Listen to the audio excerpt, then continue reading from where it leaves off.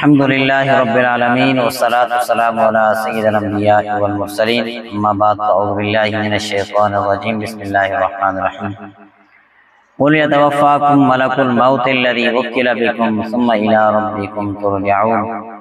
اللہ کریم رب کائنات نے قرآن مجید فرقان حمید میں ارشاد فرمایا، تم فرماؤ تمہیں موت کا فرشتہ وفات دیتا ہے جو تم پر مقرر ہے، پھر تم اپنے رب کی طرف واپس کیے جاؤ گے۔ تو بلا شک و شبہ ہر بندے کی موت اٹل ہے، ہر کسی نے مرنا ہے۔ اس طرح قرآن کریم کے اندر رب نے فرمایا موت سے چھٹکارا نہیں۔ تو یعنی عقل والا وہی ہے کہ جو دنیا کے اندر رہ کر موت کی تیاری کرے، قبر و حشر کی تیاری کرے۔ علامہ قرطبی رحمۃ اللہ تعالی لکھتے ہیں کہ اسرائیل علیہ السلام اتنے بڑے ہیں کہ آپ کا سر آسمان میں اور پاؤں زمین پر ہیں، اور آپ کے بہت سارے فرشتے بھی مددگار ہیں جن کی تعداد اللہ عز و جل ہی بہتر جانتا ہے۔ اللہ تبارک و تعالیٰ کرم فرمائے، اللہ کریم ہمیں موت کی تیاری کرنے کی توفیق نصیب فرمائے۔ حجت الاسلام امام محمد بن محمد غزالی رحمۃ اللہ تعالی لکھتے ہیں کہ معراج کے دولہ مکی مدنی مصطفیٰ صلی اللہ علیہ وسلم معراج کی رات جب آسمانوں کی سیر فرما رہے تھے، اسی دوران چوتھے آسمان پر آپ نے ایک فرشتے کو بیٹھے دیکھا۔ ایک بڑی تختی ان کے سامنے رکھی تھی، قریب ہی ایک بڑا درخت تھا جس کی ٹہنیاں مشرق سے مغرب تک پھیلی ہوئی تھی۔ وہ فرشتہ اس درخت کی طرف غور سے دیکھتا جا رہا تھا۔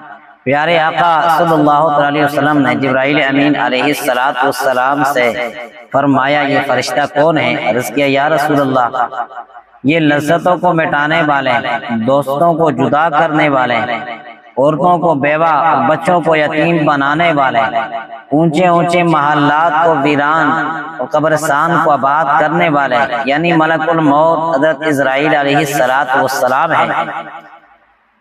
پھر جبرائیل علیہ السلام نے حضرت ملک الموت علیہ السلام نے کہا کہ اسرائیل یہ اگلوں اور پچھلوں کے سردار محبوب رب غفار محمد مصطفیٰ صلی اللہ علیہ وسلم ہے۔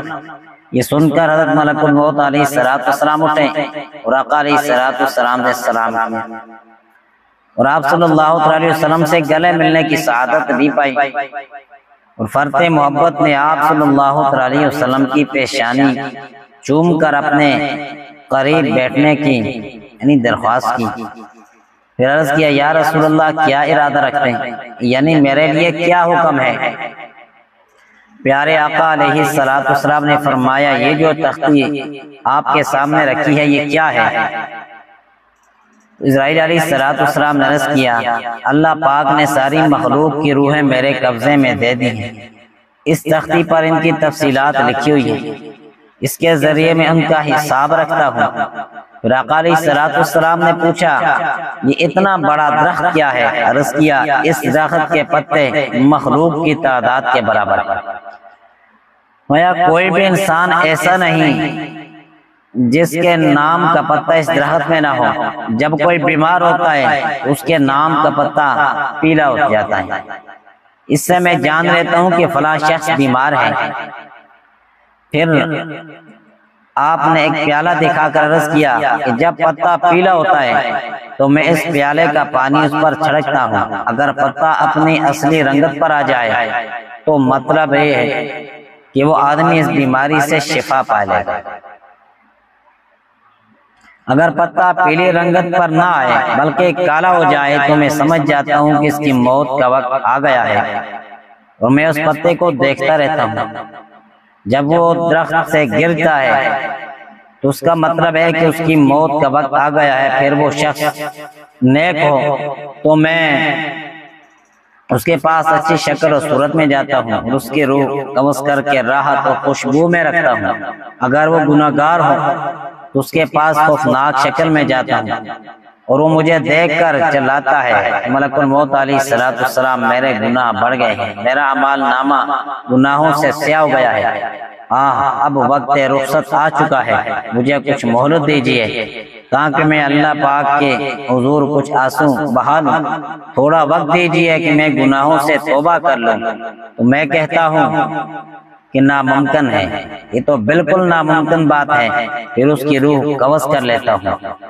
مجھے پیارے اسلامی بھائیوں، کیا خبر کہ جو ابھی روایت گزری کہ جو آقا علیہ السلام نے جو اسرائیل علیہ السلام سے اس کی تفصیل پوچھی، تو اب درخت کے پتے ہمارے نام کے بھی ہیں، تو جب بندہ بیمار ہوتا ہے تو پتہ پیلا ہو جاتا ہے۔ اسرائیل علیہ السلام پانی اس پہ چھڑکتے ہیں، جو پیالہ آقا علیہ السلام کو دکھایا، اگر اصل رنگت پہ آ جاتا ہے تو مطلب اس کا یہ ہے کہ اس بندے کو شفا ملے گی، اللہ اس کو زندگی عطا فرمائے گا۔